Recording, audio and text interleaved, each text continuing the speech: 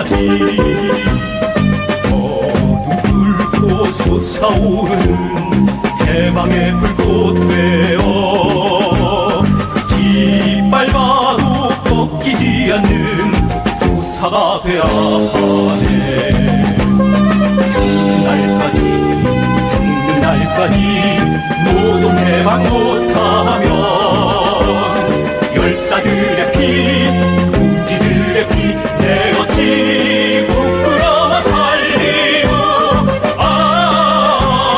참은 나들이 하늘 치는 이 땅 위에 노동 해방 이따위 춤출 때까지 결사투쟁하리라. 흘러 세월이 흘러 갈라진 지면 몇 해. 반갑습니다. 노동전선의 영상 인터뷰를 담당하고 있는 김태규입니다. 다들 아시다시피 우리 영상 인터뷰는 전국에서 투쟁하고 계시는 여러 동지들의 소식들을 영상으로 담아서 전국의 동지들에게 전달해 드리고 있습니다. 오늘은 지금 코레일 네트워크 지부 노조 사무실에 찾아왔습니다. 우리 세 분의 동지들이 앉아 계신데 우선 간단하게 우리 지부장님부터 본인 소개를 좀 부탁드리도록 하겠습니다. 예, 반갑습니다, 동지들.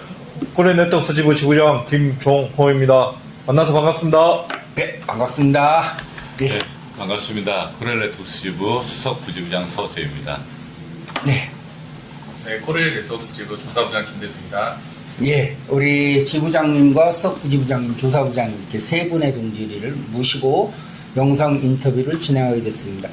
우리 코레일 네트워크 지부라고 하면 전국의 동지를 잘 모르실 것 같은데 우선 노동조합의 소개 좀 어느 분이 잠깐 좀 해주시면 역사부터 해서 해주시면 될 것 같습니다. 제가 먼저 좀 설명을 드리면 될 것 같은데요. 코레일 네트워크는 한국철도공사 코레일의 용역형 자회사입니다. 2004년 철도청 시절 때부터 자회사 형태를 쭉 건설해 왔는데, 그래서 그 자회사 형태를 통폐합하면서 만들어서 지금까지 와 있는 게 코레일 네트워크인 것이죠.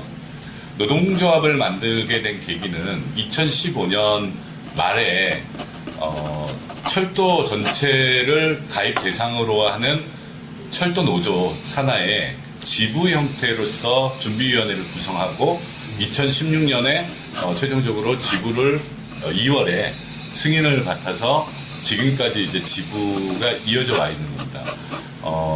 잘 아시겠지만 공공운수 노조가 연맹 형태와 산별이라는 형태가 같이 있고, 그러다 보니까 철도 노조는 공공운수 노조의 그 소산별로서 연맹 형태로 지금 되어 있는 상태입니다. 아직은 노동조합으로 산별 노조로서 공공운수 노조에 전환되어 있지는 않고, 과거에 연맹 형태로서 철도 노조 이름으로 지금 들어있는 것이죠. 앞으로 전환해 가겠다는 것이 기본 입장이었고, 또 2027년 정도에 되는 것으로 알고 있습니다. 그런데 코레일 네트워크는 단사가 다릅니다. 잘 아까 앞서서 말씀드렸듯이 한국철도공사라는 데가 있고, 그 자회사인 코레일 네트워크가 있고, 또 다른 자회사 코레일 테크, 코레일 관광개발, 코레일 로지스, 그리고 SR 같은 이런 자회사들이 쭉 있는 것입니다.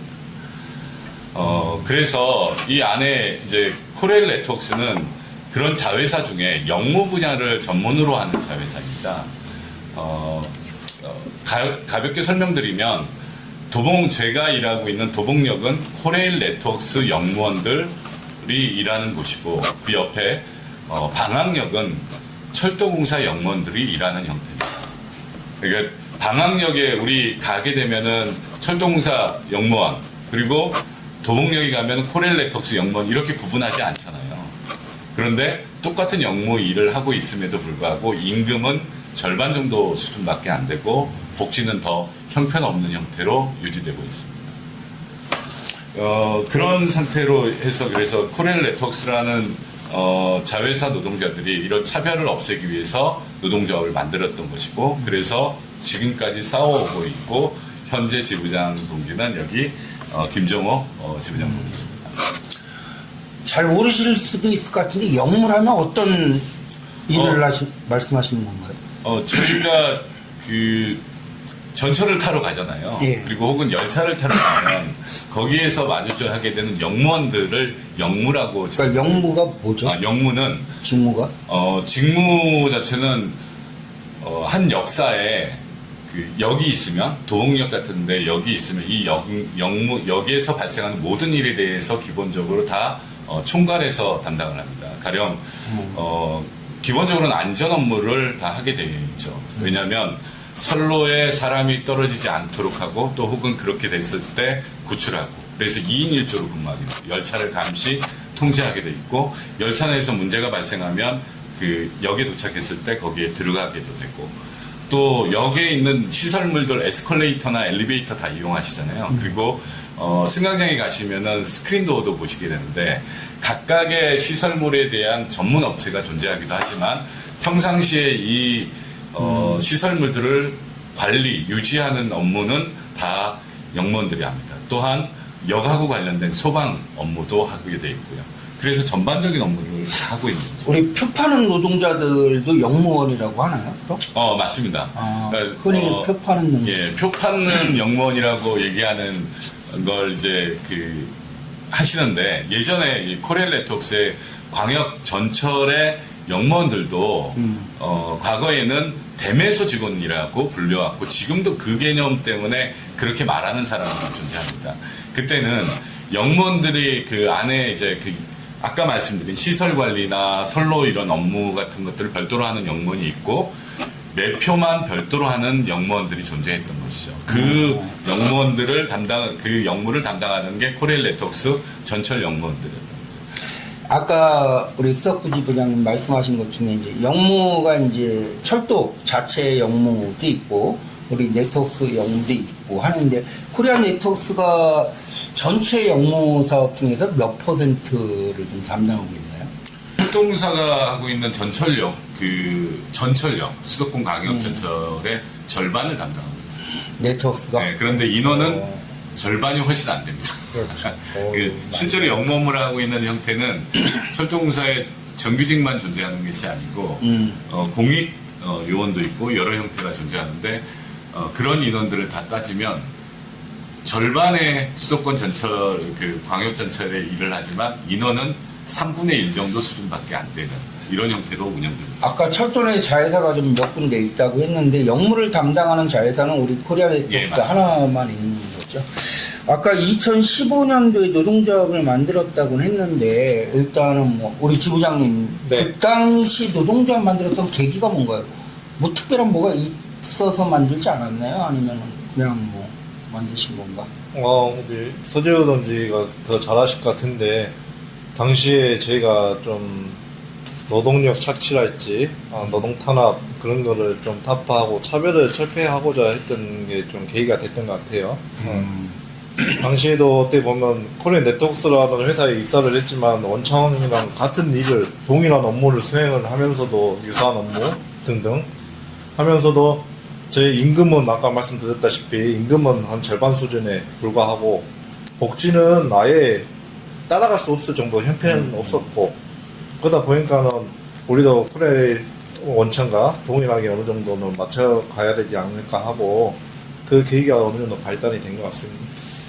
특별히 다른 회사 같은 경우는 뭐 사측의 인원 감축이라든지 복지 축소라든지 이런 것들의 어떤 저쪽의 공격에 방어 측면에서 이제 노동조합 만들었던 것들이 좀 다수 사례들이 좀 있었는데 우리 코리안 네트워크는 그런 수준은 아니었던 것 같죠? 그런 것도 있었습니다. 그런 것도 있었나요? 특히 이제 정영 동지가 말씀 안 하신 건데 2015년에 기재부 혁신에 관한 지침이라는 게 존재하고 지금도 있죠.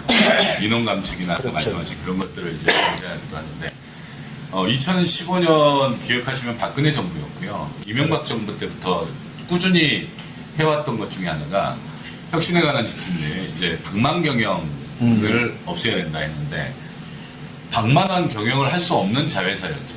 코리안 네트워크스. 근데 코리안 네트워크스가 뭐라고 그 홈페이지에 당시에 올렸냐면 1인당 그 복지비가 1년 전체 해봐야 얼마 되지도 않아요. 한 20만 원, 30만 원도 안 되는 수준의 복지비였는데 그걸 제로로 만드는 게 목표였어요. 코리아 네트워크 사측이 예. 그런데 그 중에 하나가 뭐였냐면 재료로 만들어야 되니까 당시에 지급되고 있던 명절 상여금이 있어요. 10만 원이니까 여기 현장에서 이게 지금 너무 작다 뭐 이렇게 하니까 그 문제 그걸 가지고 15만 원 뭐 이렇게 20만 원 이렇게 했었는데 갑자기 추석 명절 때 상여금을 지급하지 않아요. 명절 상여금. 그리고 지급하지 않는다고 소문을 막 퍼뜨리잖아요. 그리고 실제로 지급하지 않습니다. 그리고 그 다음에도 이제는 아예 없어진 거야 라고 얘기를 해요. 그런데 그 다음에는 아예 없어지는 거야 그 규칙에서 그런 얘기를 하기 때문에 갑자기 이거는 너무한 거 아니야 해서 노동조합을 만들자고 해가지고 노동조합을 만들기 시작한 거고 그랬더니 명절 상여금을 지급하고 그 다음에도 또 지금까지 지급을 하는데 중간에 또 장난을 치죠. 뭐 20만 원 지급했는데 15만 원 지급하고 뭐 괘씸하다는 이런 형태의 갑질을 정말 소소한 것부터 해왔던 게 이 코리아 네트워크였죠. 우리 교육부장님, 코리아 네트워크 전체 직원은 몇 분 정도 되시고 현재 노동조합 조합은 어느 정도 되나요? 하나 지금 저희가 약 1,600여 명 되고요. 전체 직원이? 네. 예. 1,600여 명 정도 되고 그 중에 한 150명 정도가 정규직이고요. 나머지는 다 150명? 네, 1,400명 가량은 전부 지금 저희 무기계약직으로 편성되어 있습니다. 아, 그럼 코리아 네트워크 자체 정규직이 네. 그 정도 되시고 네. 또 자체 무기계약직이 한 반 정도 되고 10배 가량 인원이 전부 무기계약직 약 1,600여 명 정도 되고요. 전체 직원이? 네. 예. 1,600여 명 정도 되고 그 중에 한 150명 정도가 정규직이고요. 나머지는 다 150명? 네, 1,400명 가량은 전부 지금 저희 무기계약직으로 편성되어 있습니다. 아, 그럼 코리아 네트워크 자체 정규직이 네. 그 정도 되시고 네. 또 자체 무기계약직이 한 반 정도 되고 10배 가량 인원이 전부 무기계약직입니다. 아, 10배 정도 되나요? 저기 지금 써져 있는데 1,680명 중에 본사 업무 지원직을 하고 있는 사람들 120여 명만 정규직이고 현장에서 실제로 수익을 창출하고 실제로 일을 노동을 하고 있는 사람들 그러니까 영무원, 주차관리원, 상담사, 카드수불 이런 노동자들 같은 경우에는 다 무기계약직이거나 일부는 기간제 형태로 다 고용하고 있습니다. 정규직과 무기계약직 간에 뭐 갈등이나 이런 게 좀 있나요, 지부장님? 갈등이 없을 것 같습니다만은 지금 현재 고용 형태도 달리 되어 있고 예, 임금 체계 또한 다릅니다. 그렇죠. 예, 그렇다 보니까 사측에서 더군다나 이제 하청 이 영역형 자회사로서 인력 운영하는 데에만 어떻게 보면은 현안이 돼 있지 직원들의 임금이나 복지 이런 거에는 전혀 관심이 없고 예, 본인들은 차근차근 연수만 쌓이면은 어느 정도 좀 올라가는 승진 체계도 있고 호봉도 있고 하지만은 저희는 1년 인자 들어온 가신입이나 20년 근무한 일반 노동자나 다 급여가 똑같습니다 현재. 아, 그래요? 예. 우리 지부장님이 몇 년에 입사했죠? 2012년. 2012년 입사했고 제가 2013년 입사했고 네, 18년 입사했는데 기본급은 다 202만 원입니다. 아니, 이게 임금 체계를 뭐 나중에 좀 확인해서 그런 호봉표로 존재하지 않습니다. 호봉표 자체가 없고 네. 그럼 기본급만 있고 누구나 똑같이 다 매년 똑같은 기본급이 있고 별도의 수당이나 성과급이나 인센티브 뭐 이런 걸로 임금이 나오는 건가요? 임금 체계가 어떻게 되죠? 기본은 이제 아주 여기는 심플합니다.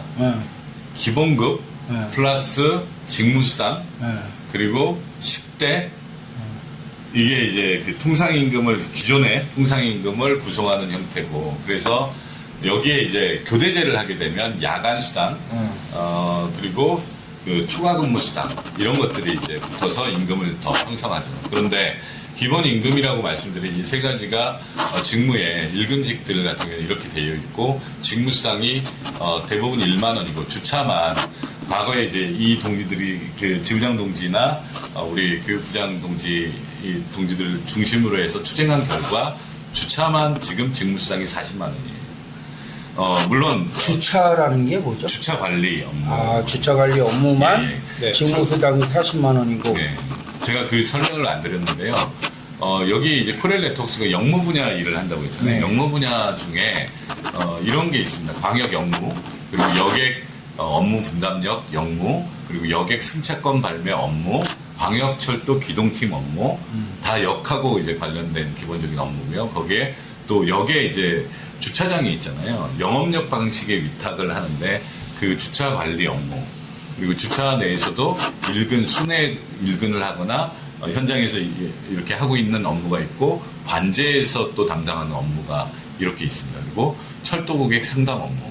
다 과거, 그러니까 원래는 지금도 영무에서 하는 일정한 업무인데 이것을 각각 약간 이제 나눠서 분업화해서 한 거고, 철도공사가 하는 대부분의 역들 중에 그 주차 관리 업무를 코렐 네트워크가 한 180군데 정도를 합니다. 주차 관리라는 게 지금 전동차, 열차, 기차를 관리하는 건가요? 아니면 별도의 자가용 같은 거? 자가용 같은 거. 자가용 같은 그러니까 거. 서울역에 가시면 서울역 공영 주차장이 있잖아요. 예, 그런 걸 예, 관리하는 예, 거죠? 맞습니다. 아, 기차 관리가 아니라. 예, 기차역에 일단 그럼 아까 우리 수석부 지부장님 말씀하신 게 기본급이랑 직무수당이랑 또 하나 뭐라 식대. 그랬지? 식대. 예.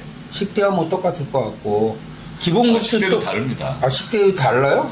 그러니까 철도공사 짬밥에 따라 달라요? 아니야, 그거는 이제 다 같은데 제가 지금 말씀드린 건 철도공사 영원들은 식대가 20만 원이에요. 아, 코렐 네트워크는 우리 네트워크 내에서는 차이가 없는 거죠, 일단. 그건 그렇죠. 그러니까 정규직하고는 임금 체계 자체가 다른 것이고, 기본 이제 뭐 식대 지급이나 이런 것들은 그들이 공개하지 않는 이상에는 똑같은 걸로 알고 있습니다. 일단 그러면 지금 한 1,600명 정도 코리아 네트워크 전체 직원들 중에 한 120명 되는 정규직 예. 네. 노동자들의 임금 체계가 금방 이제 통상임금, 즉 직무수당이나 식대나 기본급 세 개로 아주 드라이하게 결정이 난다. 그리고 이게 임금 차이가 별로 없다. 지금 여기서 세 분 중에 가장 짬밥이 많으신 분이 우리 지부장님이신가요? 네. 지부장님 저기 세금 띄고 얼마 받으세요? 예, 아까 말씀드렸지만 그 주차 같은 경우 직무수당이 40만 원이다 보니까 직무수당, 예. 주차수당까지 있으니까 예. 그거 40만 원. 예, 세금 떼고 한 230만 원 정도 나오더라고요. 40만 원 포함해서? 네. 그러면 주차수당을 받지 않는 분들은 200만 원 정도 받는다는 거예요? 광역철도 기동팀 같은 경우는 그 정도 받습니다. 왜냐하면 광역철도 기동팀 일근자 같은 경우에는, 그리고 그 광역 영무에도 일근자들이 존재하잖아요. 그러면 네. 기본급 202만 원에 네. 식대 14만 원, 그리고 직무수당 1만 원. 이게 딱 세 가지거든요. 그럼 기본급은 보통 201만 원이 다 모든 202만 원. 2만 원 노동자들이 다 똑같은 거고, 네. 그 다음에 식대가 한 14만 원, 15만 원 돈 되는 거고, 나머지 이제 직무수당이 직무별 차이가 좀 있다. 직무수당은 그러니까 사업별로라고 그러니까 얘기해야죠. 그렇게. 딱 하나 주차 사업만 직무수당이 높은 거죠. 120여 명, 그럼 임금교섭을 어떻게 해요? 임금의 현재 상황을 모르면 못 하잖아. 우리 무기계약직하고 기간제감은 그것만 이제 주는 거죠, 쟤네들은. 아, 그러면 우리가 교섭할 때는 120여 명의 정규직 임금 교섭은 일단 안 하고, 네. 연봉제기 때문에 안 하고, 나머지 1,500명 정도 되는 무기계약직 중심으로 임금 교섭을 진행한다. 네, 맞습니다. 아, 그러면 임금 교섭할 때 보통 이게 이제 기본급 인상을 우리가 주로 하나요? 아니면은 어떻게 되나요? 교섭 방식은? 기본급 인상을 주로 요구하죠. 기본급 인상? 네, 그런데 되지가 않습니다. 잘. 그러니까 첫 안 되는 번째 거는. 여기는 기재부 총인건비 지침 때문에 총인건비 인상률을 할 수가 없다 이렇게 얘기하는데, 요 구조가 저기 지금 써놨는데 사람을 줄여서 원청이 이제 하고 총액 임금제네요. 총인건비제도. 그러니까 총액 인건비나 총액 임금 총인건비제. 네. 여기는 딱 정해져 있고 네. 여기에 맞춰서 인원을 줄이든지 늘리든지 해라 이 소리네요. 예, 맞습니다. 주로 줄이는 거지만 그런데 계약으로 정해지죠. 왜냐하면 주차 업무든 광역 업무든 다 어쨌든 철도공사하고 위탁 계약을 해요. 그 위탁 계약에 따라서 인원들을 다 이제 하게 되죠. 근데 인원은 실제로 운영하는 인력은 150명인데 철도공사가 위탁 계약을 할 때 대부분은 100명을 했다 치면은 50명의 일을 해야 되는 거죠. 100명이. 혹은 이 일을 하게 되면 100명이 150명의 일을 하게 되면은 그만큼 대체 근무나 추가 근무를 하게 되는데 이게 총인건비를 다 잠식하는 형태예요. 그러니까 실제로 기본급 인상하려고 해도 인상 재원이 없다가 코레일 네트워크스의 입장이죠. 그리고 심지어 이제 중간 착취라고 우리가 얘기하는 것은 조합원들이 철도공사가 그런 이제 불공정 계약을 해서 싸워가지고 좀 바꿔냈는데 그 바꾼 결과에 의해서 위탁비를 철도공사 말로는 매년 100억 이상을 그리고 그 뒤에 뭐 따지면은 130억 정도를 추가 인상해서 지급하고 있다 하는데 이걸 그럼 지급해라라고 했더니 기재부 총인건비 지침에 따라서 인건비로 받아왔지만 인건비를 지급할 수 없다. 이게 지금 네. 코레일 네트워크죠. 저희가 노동조합 지부 설립하고 지금까지 지속적으로 지금 얘기하는 기본급이라는 구체성을 가지고 얘기하시는데 코레일 네트워크는 용역형 자회사이기 때문에 동일노동 동일임금을 주장합니다. 아까 말씀드린 것이 영무 분야가 있는데 철도공사하고 동일한 임금을 지급해라. 동일한 임금 체계, 그리고 동일한 복지를 지급하라, 그 복지를 적용하라 이런 것들이 기본 요구입니다. 그리고 현재도 그렇고요. 그런 과정에서 이제 상시소음을 직접 고용하라 뭐 이런 형태로 지금 나아가 있는 것이죠. 좀 역사를 좀 지부 조직 변화를 좀 말씀드리면 코레일 네트워크스 지부 2015년에 준비위원회하고 2016년 2월에 코레일 네트워크스 지부 승인이 되고 그 다음부터 제가 2021년 2월까지 지부장을 했었습니다. 그리고 이후에 정명재 현 철도노조 미비 국장이 2년 했고 그리고 그 다음 때에 그 이광용 동지가 또 지부장직을 또 1년 정도 수행하셨고 제가 보궐로 2024년에 바로 전해죠. 한번 수행하고 지금은 김정호 지부장 동지가 31대 코레일 네트워크스 지부장을 하고 있습니다. 이 31대는 철도노조 전체 그 위원장 미수사하고 같이 지금 맞물려서 갑니다. 그럼 지부로만 따지면 보궐까지 포함해서 5기라고 봐야 되는 거예요. 네, 그렇게 이제 예, 그리고 오늘도 좀 영상 녹화를 하고 있는데 오늘 오후에도 또 교섭이 있다고 하는데 주요 일단은 교섭은 좀 이따 말씀하시더라도 노동조합의 주요 현안 아까 석부 지부장님도 동일노동 동일임금 문제 본사와 철도와의 관계 문제 이런 말씀도 해주시긴 했는데 좀 핵심적인 사안이 있다면 좀 뭐가 있을까요? 우리 지부장님 좀 네, 아까도 잠시 말씀을 드린 것 같은데 어쨌든간 저희는 원청이랑 또 동일한 업무를 하고 있거나 유사한 업무를 하고 있기에 현재 저희가 원하는 요구하는 것은 지금 첫 번째는 원청 상시 지속 업무 직접 고용이 되겠고요. 그 다음에 말대로 원청과 같은 임금, 그 다음에 같은 복지를 지급을 하라는 것입니다. 아까도 말씀드렸다시피 예. 지금 그런 것부터 차이가 있으니까 저희가 계속해서 싸우고 하나로 더 요구하고 하는 건데 이 모든 게 지금 근무체계 개편도 마찬가지입니다. 근무체계도 다르다 보니까 원청은 4조 이계대, 저희는 3조 이계대로 현재 근무를 하고 있고 그렇다 보니까 같은 일을 하면서도 굉장히 자괴감이 들게끔 하는 형태를 계속해서 착취하고 있는 거죠.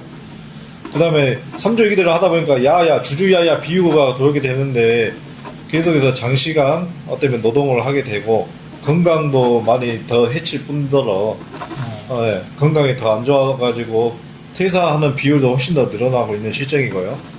이제 그래가지고 우선 임금 같은 경우는 근속급제랑 뭐 기본급 플러스 해가지고 같이 원천과 동일하게 지급해라. 예, 지금 요구하는 던져놓은 상태고 임금과 복지 같은 경우는 이제 세부적인 현안 문제 같은 경우는 이제 좀 이따 또 말씀을 드리겠지만 그거는 이제 좀 이따가 말씀드리고 나머지는 또 다른 분들이 얘기해 주시면 좋을 것 같습니다. 지금 어쨌든 금방 기부장님 말씀하신 것처럼 예. 핵심적인 거는 이제 코레일과 동일한 예. 임금과 그다음에 근무 조건, 그다음에 하다못해 이제 근무 시스템까지 교대 문제까지 같이 좀 제기를 하고 있는데 회사 측은 좀 어떤가요? 이게 계속 코레일한테 떠넘기는 건지 아니면 네트워크 사측의 어떤 뭐 얘기가 좀 있는 건지. 일단은 교섭 상황에서 사측은 의지가 없습니다. 의지가 없는 거고 그 의지가 없다는 거는 저희가 이제 임금 안이나 또 어떤 근무 개편안 같은 거를 만들고 교섭에 제출을 했을 때 들은 항상 코레일이 결정해야 된다. 그리고 또는 국토부나 기재부의 승인이 있어야 된다라고 하면서 이제 추후에 검토하겠다, 추후에 논의하겠다 등으로 이제 계속 회피하는 상황입니다. 이게 교육부장님 두 가지 말씀해 주셨는데 코레일이 결정할 수 있다라든지 아니면 국토부나 기재부에서 결정한다. 실질적으로 어디서 결정한다고 우리 노동자들은 판단하고 있어요? 실질적으로는 이제 기재부에서? 더 높다라고 종합적이긴 한데 어차피 코레일도 기재부 지침을 받아야 되니까 모든 자회사가 그럼 이렇다라고 해석이 가능한가요? 모든 자회사라는 게 뭐 코레일 계열사를 좀 말씀하시는 건가요? 예. 그렇다고 네. 그렇다고 봐요. 그럼 결국은 코레일 본사와의 문제라든지 기재부 싸움으로 가야 되는 문제로 봐야 되는 건가요? 그러면 이게 항상 문제가 되는데 철도 노조도 마찬가지로 만나서 얘기해 보면 우리 스스로도 정부 탓을 하면서 자기 본사, 자기 사측과의 싸움이 어쨌든 간에 약간 좀 등한시되는 게 있겠다라는 게 개인적 판단은 좀 있긴 한데 뭐 그걸 인정하더라도 그럼 코레일 네트워크 사측과 우리가 좀 교섭이나 투쟁을 통해서 얻어낼 수 있는 게 뭐가 있을까요? 노동자 차원에서. 코레일 네트워크 자체적으로는 사실은 인사 비리도 굉장히 얘기가 많거든요. 코레일 네트워크 자체적으로 운영과 관련한 여러 가지가 있겠죠. 근데 코레일 네트워크 자체적으로 지금 우리가 이제 정확히 쟁취할 수 있다 이런 거는 정년 연장.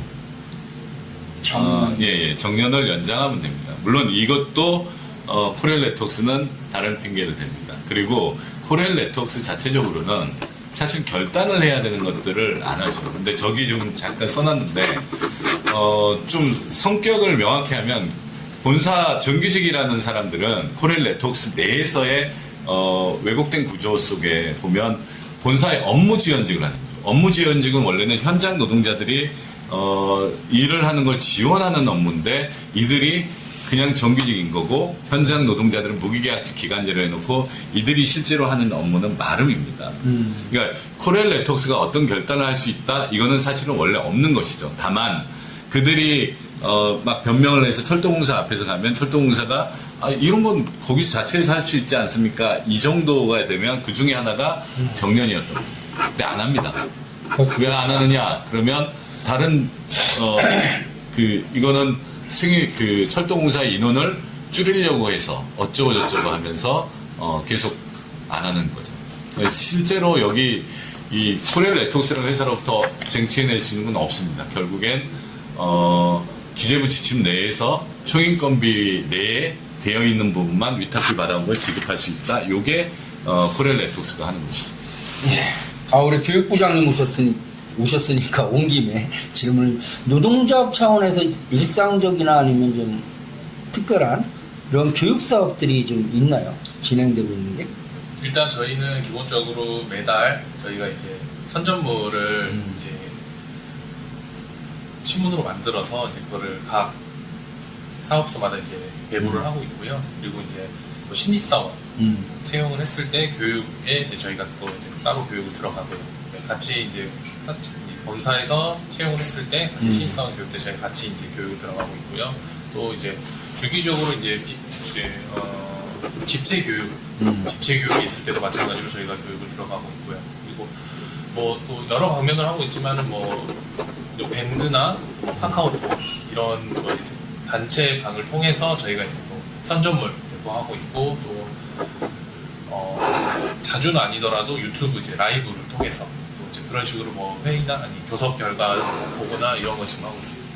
회사의 신입 직원들 오리엔테이션 때 노동조합이 일정 들어가서 예. 교육을 진행하는 게 있고 또 이제 뭐 직무라든지 별도의 회사 집치 교육 같은 거 있을 때 또 들어가기도 하고 그 다음에 노동조합 차원에서는 이 신문이라든지 뭐 밴드라든지 이런 SNS를 통해서 이제 진행하는 하나 빼먹는데 지금 현장 순회도 저희가 이제 조직해서 또 이렇게 주기적으로 나갑니다. 현장순회 그러면 조합원 입장에서 1년에 노동조합 차원에서 받는 교육의 시간은 어느 정도 될까요? 그렇죠. 그게 뭐 온라인까지 뭐 포함해서 할까요? 이제 다소 적다라고 저희가 그러니까 제가 왜 이런 질문하냐면 교육부장님 계셔도 그런 문제도 있지만 우리 뭐 지부장님이나 수석부장님 잘 아시겠지만 전국적으로 노동조합 차원에서 교육 사업이 굉장히 위축되어 있고 맞습니다. 그러다 보니까 이 사측의 논리라든지 이데올로기를 방어해 들어갈 수가 없고 그래서 조합원들은 어쨌든 사측이 말하거나 혹은 이제 조중동을 비롯한 이 사회의 전반적인 여론에 이제 그냥 무방비적으로 이제 흡수되는 상태. 그러다 보니까 노동조합 차원에서 뭐를 하자, 파업을 하자라든지 뭐를 하자라고 얘기할 때는 뭐 필요한 것 같은데 이게 안 움직이는 거죠. 몸이 안 움직이고 따라가지 못하고. 그래서 개인적으로도 노동조합 차원에서 교육 사업이 굉장히 중요하다. 일상적으로 해야 되는 교육 사업들. 그것이 아니면 집에 가면 맨날 보는 게 노동자 파업은 사회 혼란이다 뭐 이런 것들만 텔레비를 통해서 보고 신문을 통해서 보는데 그나마 1년에 몇 번이라도 노동자 차원의 교육을 통해서 우리의 투쟁이 정당하다라든지 뭐 이런 교육이 진행돼야 되는데 워낙 안 되고 있기 때문에 선전지 갖고도 안 되고 그래서 일상적 교육이 좀 있나 한번 여쭤보고 싶어서 그런데 이제 그나마 제가 볼 때는 코리아네트워크 교육 사업은 그나마 좀 난 것 같아요. 평균적으로 보면. 근데 우리의 충분도나 이런 걸로 보면 한참 부족하긴 한데 다른 사업장에서는 전혀 이제 안 하는 경우들이 많다 보니까 그 주되게 좀 고민해 봐야 되지 않을까 싶어가지고 여쭤본 거고요. 네. 지금 올해 그러면 2025년 단협은 참 체결되어 있는 거죠? 네. 그러면 단협은 매년 하나요? 어떻게 되나요? 단협 교섭을? 2년에 한 번씩. 2년에 한 번씩? 짝수년도에 홀수년도에? 올해 하나요? 예, 네. 올해 그럼 홀수년도에 하는 거네. 그럼 올해 임금 및 단체 협약 갱신을 위한 교섭은 어느 정도까지 진행되고 있나요? 지금 임금 교섭만 일단 진행하고 있고요. 아, 임금만? 단체 협약과 관련한 교섭은 올해 한 10월 정도에 이제 10월 초에 요구해서 들어가게 됩니다. 9월 말에서. 보통 단협 갱신은 그렇게 하반기, 3, 4분기나 4, 4분기쯤에 들어가나요? 저희가 이제 매진 시기가 그러다 보니까 단협은 지금 다만 임금에 그냥 임금만 하지 않고 임금 및 현안으로 해서 임금 교섭 예. 말고도 별도의 보충 협약에다 늘 생각하고 진행되는 그렇게 교섭. 그럼 지금 현재는 임금 교섭 및 현안 교섭을 진행하시는 거고 네. 9월, 10월 달쯤에 단체 협약 갱신 오늘 예정되어 있다. 그러면 임금 및 현안 교섭은 현재 뭐 진행 몇 차 정도 하셨고 좀 어때요 쟁점 사항이? 일단 노동조합의 요구는 어떻게 되죠? 임금 요구는? 네, 지금 본교섭 7월 16일부터 시작해가지고 본교섭 2차례, 실무교섭 4차례 진행을 했고요. 네. 그 다음에 오늘 5차 실무교섭이 예정이 되어 있습니다. 현재. 그리고 저희가 아까도 말씀드렸다시피 주요 요구원을 던져놓은 것은 철도공사 동일한 임금과 복지, 지급해라가 첫 번째가 되겠고요. 우선 동일노동 동일임금 원칙 하에. 그 다음에 이제 나머지 현안 문제 같은 경우는 네트워크스 안에 하도 문제점이 많다 보니까 이거에 관련해서는 여러 가지가 좀 얽히고 설켜 있습니다. 뭐 광고구속 공휴일 문제랄지 아니면 사주일의 근무체계 개편에 대해서 우선 안을 가져와 보라고 했는데 그거를 어느 정도 뭐 제출한다고 했지만 뭐 차차 봐봐야 될 것 같고 그것은 뭐 또 다른 것도 있지만 지금 주요 쟁점이라고 한다고 하면은 어쨌든 간에 사측에서는 아무것도 받을 것이 없습니다 현재. 예. 그래서 쟁점이라고 솔직히 말해서 말씀드리기가 조금 그런데 아예 받을 게 없다 보니까 우리 두 분 다 이제 실무교섭 들어가시는데 나머지는 뭐 우리 대표님이나 아니면 우리 김대수 동지 위원 들어가니까 또 얘기해 주면 좋을 것 같습니다. 일단 말씀하시기 전에 네. 요번 교섭을 통해서 노동조합에서는 꼭 이거는 따내보자라는 이런 목표나 이런 게 좀 있나요?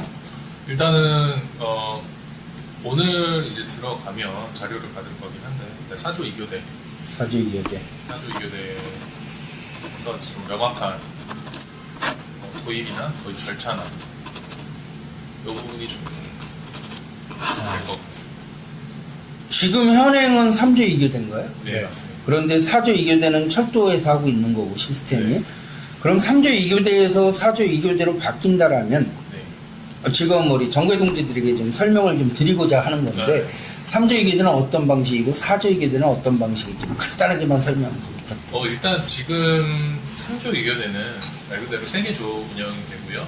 두 분이서 이제 한 조에 2명씩 근무를 하는데 이제 기본적인 패턴이 주간, 야간 하고 비번, 휴무로 이제 이 사이클이 돌아가고 있고요. 지금 철도공사 같은 경우에는 이제 주간, 야간, 비번, 휴무. 그래서 이게 이제 이틀, 쉽게 말해서 이틀이라고 이틀 쉬고, 이틀이라고 이틀 쉬고 이런 개념으로 쭉 가는데 저희는 3조 2교대는 4일이라고 이틀 쉬고 4일이라고 이틀 쉬는데 사실상 비번이기 때문에 오전에 퇴근을 하기 때문에 반나절밖에 쉬지 못하는 거죠. 그렇죠. 비번 이게 날짜. 기본적인 이제 근무의 이제 차이. 그러니까 현행 3조 2교대인데 이거를 철도가 적용하고 있는 4조 2교대 그리고 뭐 실질적으로 보더라도 어쨌든 노동 강도를 좀 줄이는 측면에서도 의미가 있는 거고 그래서 4조 2교대를 요구하고 있고 노동조합 차원에서는 뭐 핵심 요구 중에 핵심이라고 좀 규정하고 있다 내부적으로 좀 이렇게 이해드리면 될 것 같고 임금은 어쨌든 간에 철도 본청과 동일노동, 동일임금 개념으로 동일노동, 동일임금이라고 얘기하면은 지금 퍼센테이지 뭐 직무마다 약간 차이는 있겠지만 영무 전체 평균적으로 했을 때 얼마 정도 차이가 나나요? 철도 영무랑 저희가 금액적으로요?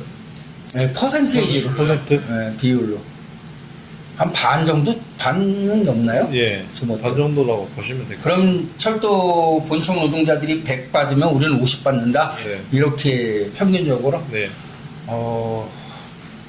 이것이 그럼 철도도 어쨌든 기재부라든지 총액임금 이 토탈이 꽉 묶여있기 때문에 임금 인상 투정하는데 좀 어렵다는 얘기를 많이 들었는데 그걸 그대로 적용받아서 우리도 마찬가지인 거예요, 그러면? 코리아 네트워크도?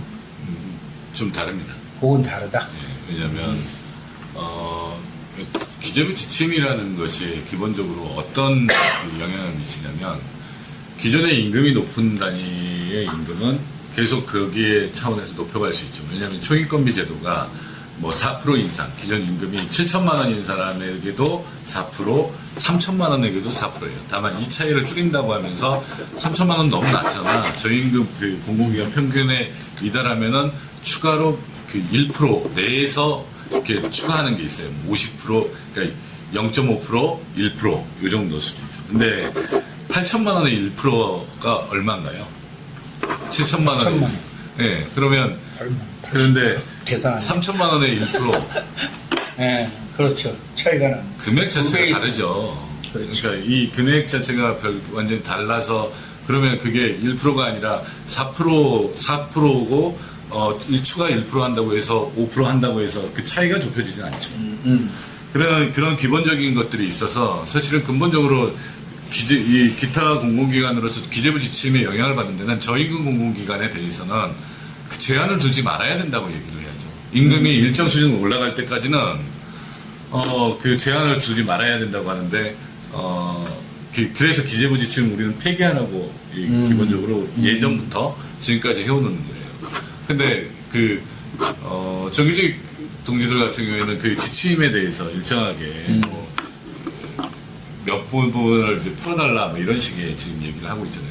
공통으로 완전히 묶이려고 할 때는 초임권비에 의한 제한을 없애라. 이게 첫 번째. 그리고 또 하나만 추가로 얘기 드리면 지침사항에 아까 혁신에 관한 지침을 잠깐 얘기했는데 이 지침이 어떤 거냐면 복지가 기존에 있던 복지가 100이라고 하면 그 100의 복지를 누리는 노동자는 그냥 누리는 거예요. 근데 신규로 이제 그 영역에 들어오게 되면 복지가 만약에 10이었던 사람은 10에서 20으로 올릴 수가 없어요. 그러니까 복지 100이었던 사람은 낮추거나 유지할 수 있지만 복지가 10인 사람은 높이면 안 되고 낮추는 건데요. 5로. 이게 기본적인 그 기재부의 지침이었던 거죠.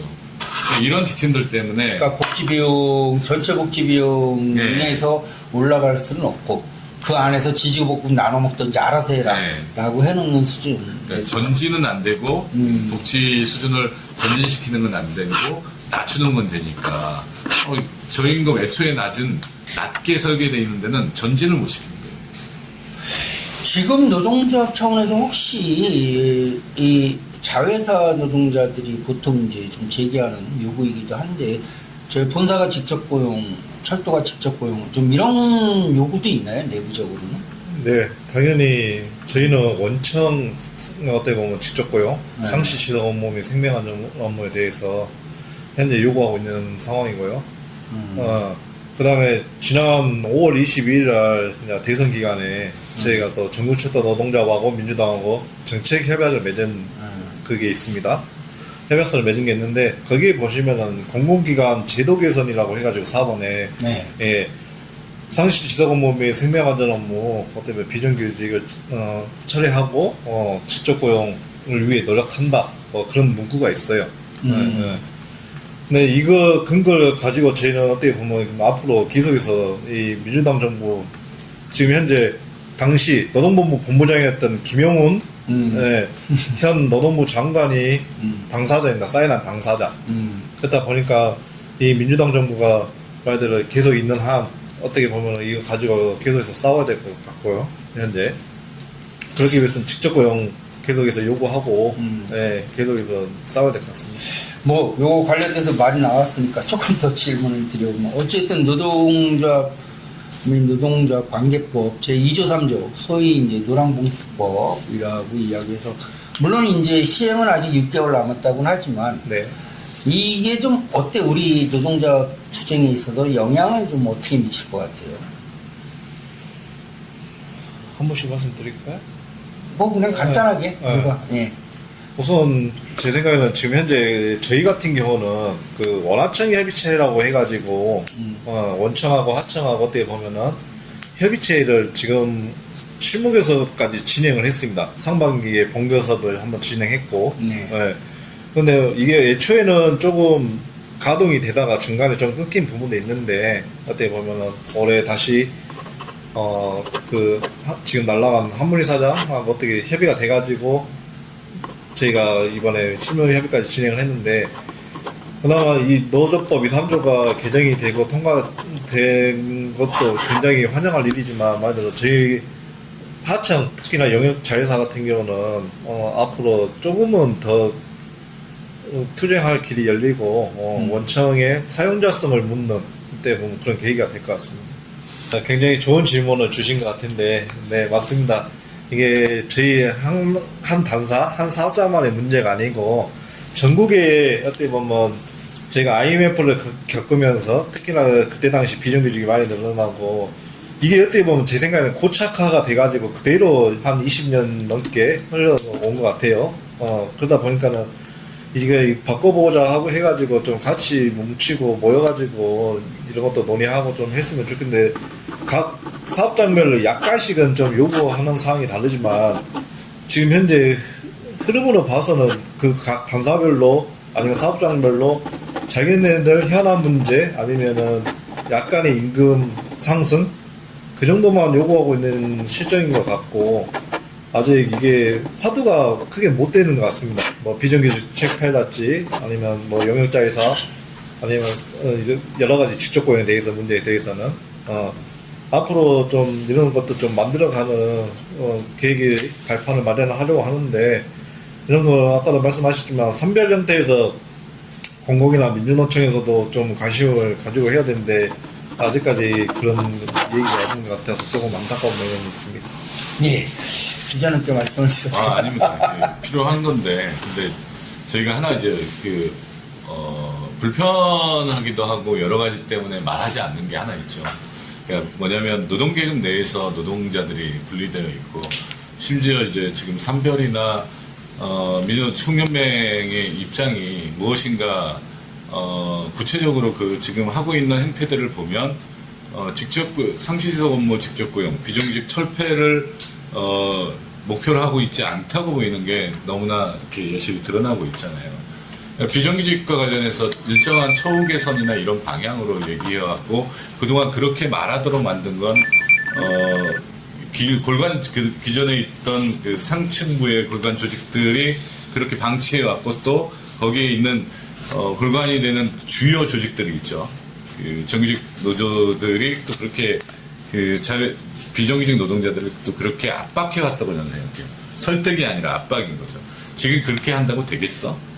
그게 현실 가능해? 비정규직 직접 고용 이제 안 돼. 공정 뭐 이런 얘기를 하면서 한 게 있죠.